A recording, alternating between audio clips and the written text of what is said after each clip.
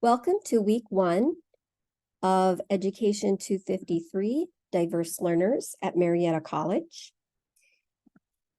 The objectives for this week, obviously this might be your first course about exceptional children. So we want to make sure that you understand this is an introductory course. We'll talk a little bit about predictable learner variability this week, and then we'll if you specifically want to see all of the objectives for the course, you can look in your syllabus on pages 2 and 3. And all of those standards and objectives are listed that are aligned to the course. One note is that most, if not all of the instructional videos you will find follow a particular pattern that gives you some consistency, so you'll know what to expect. This is a shorter instructional video, and I might break up the instruction for a week in multiple videos. So those will be posted and you'll have access to those as they're made available. So I wanted to make sure to make note of some special new pieces that are in the syllabus. All syllabi for courses are, of course, their assignments are specific and unique to that course. In this course, it is a clinical course, meaning that you need to complete 20 hours of field work in the area of special education services. That means you need to find a placement with an intervention specialist or an intervention specialist plus a related service provider. So you could do part of your hours with the intervention specialist, and then part of your hours with a speech pathologist or a occupational therapist. You can actually divvy up your hours between 2 to 3 placements if you so desire, and you can make that arrangement.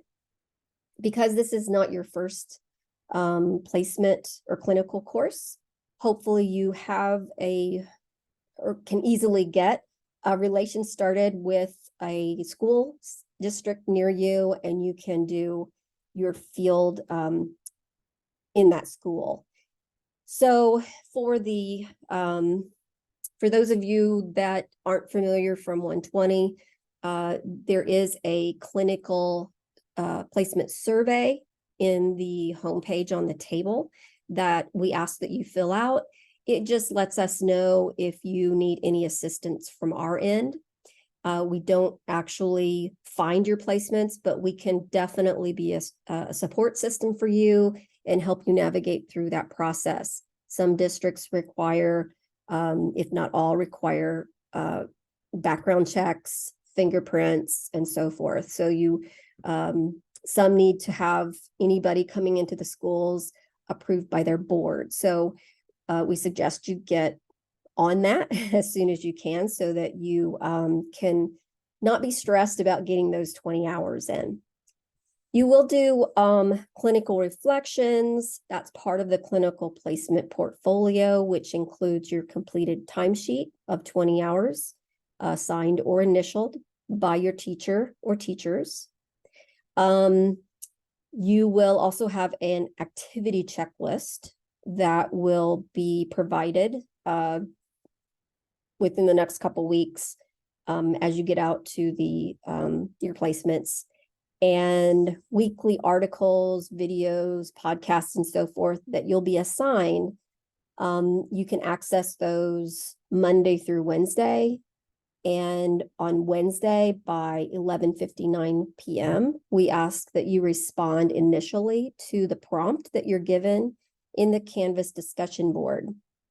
You can access the discussion board for the week either by clicking on the discussion in the left-hand navigation tree and then finding week 1, week 2, and so on. Or you can go right into the table and click on the week 1 or the week discussion link, and that will get you there.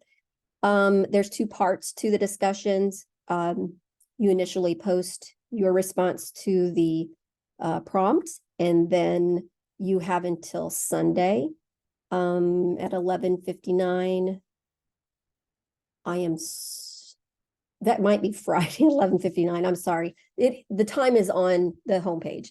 Sorry about that.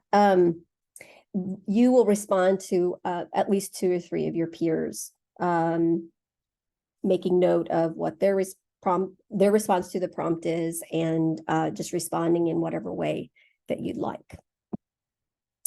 On page 5 of the syllabus, there's one piece that I want to point out. I'm not sure if this was in place with previous courses that you've had in the post-bac program, but I want to make note under the clinical experiences policy that because this is a clinical course, you do have to complete the field work successfully for you to actually pass the course. So you can do all the coursework and turn out all the assignments and get good grades, but if you do not successfully complete the field, either you don't get the hours in, or for some reason there's a problem and you don't maybe get back good feedback, or we don't get good feedback from your mentor teacher, that could result in you not passing the class. So I just wanted to make sure that that was something that you were aware of, not really worried about this group. On page 7 of the syllabus, another thing that is new, Marietta College has announced their stance on the use of an artificial intelligence application for creating, writing, anything that you would be asked to submit uniquely yours into a Canvas course or in a Marietta College course is considered academic dishonesty.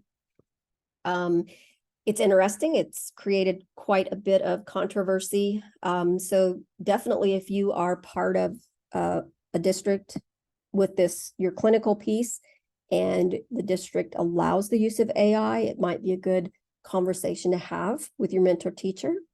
But again, the stance of Marietta College is that it is not allowed to be used for any assignments that, again, could result in a failing grade. So I want to just talk a little bit about predictable learner variability. This course is about diverse learners, and the book that you will be reading will talk about the different types of exceptional learners. So predictable learner variability is actually something that we can know in advance to a certain extent of what types of students or learners that we will have come into our classrooms, or that we will come into contact with, that we need to provide services to. And so I'm going to quickly show you a video. You may or may not have watched this in 120. It's one of my favorites, but it's Shelley Moore. She is an educator in Canada. So some of her references are to Canada, but her message is pretty universal to everyone. Hi, my name is Shelley Moore, and I'm a third-year PhD student at the University of British Columbia in Vancouver. As Canadians, we have a reputation for finding and embracing the strength in our diversity. This value, however, hasn't been reflected in our classrooms, which still segregates students by ability, especially students with developmental disabilities. There's a gap in our understanding about what we know inclusive education to be philosophically versus what we understand and the importance of understanding inclusion in our practice. This is the question I'm trying to answer in my research, is how can we find the value in the day-to-day practice in our classrooms in terms of inclusive education?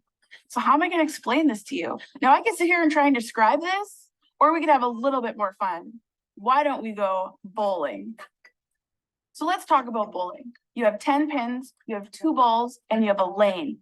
The goal is to knock down as many pins as you can. But if you don't get them all, it's okay because you have another chance. But when I bowl and roll the ball down the middle and I don't knock them all down, what often ends up happening to me is that there's 2 pins left standing on either end and they stare at you. It's the 7-10 split and it's the hardest shot in bowling. How is bowling like teaching? The ball was the lesson, the pins are the kids. We aim for the middle, We do the best we can. The pins that are left standing, we often have another chance to kind of get to them, but at the end of the day, those two pins that are staring, looking at you are kids who need the most support and our kids who need the most challenge. So we end up choosing one and the other one is left standing. I just took all the fun out of bowling. Now, I don't know how many times you've watched professional bowling, but I spent an afternoon watching professional bowling. And let me tell you, there was not one bowler who rolled that ball down the middle of the lane. They throw the ball down the lane at a curve. And I was actually really curious about this. So I called up a professional bowler. He was so excited. I don't think he gets a lot of calls about education. He said the reason why the ball has to enter at a curve is because you will knock down more pins and create a bigger domino effect if you enter at that angle. But in order to do that, you have to change your aim. In order to knock down the most pins with one shot, he aims for the pins that are the hardest to hit. Now let's just let this sink in for a second. We are taught to teach the head pins. We are not taught to teach to the kids who are the furthest and the hardest to get to, the kids with autism, the kids with Down syndrome. The part that's critical here, and it really aligns with Universal Design for Learning, is that so often the supports that we design for those kids on the outside of the lane are actually supports that all of the kids need. This is the part we need to understand if inclusive education is going to move forward in Canada. How can we find this value of diversity in our classrooms between the students? This is not just important for the outside pins, but it's critical for every single one of us. And just think, all we need to do is change our aim. Look how bowling changed education. So I absolutely love Shelley Moore. I think she has great videos that explain things in really easy to understand ways.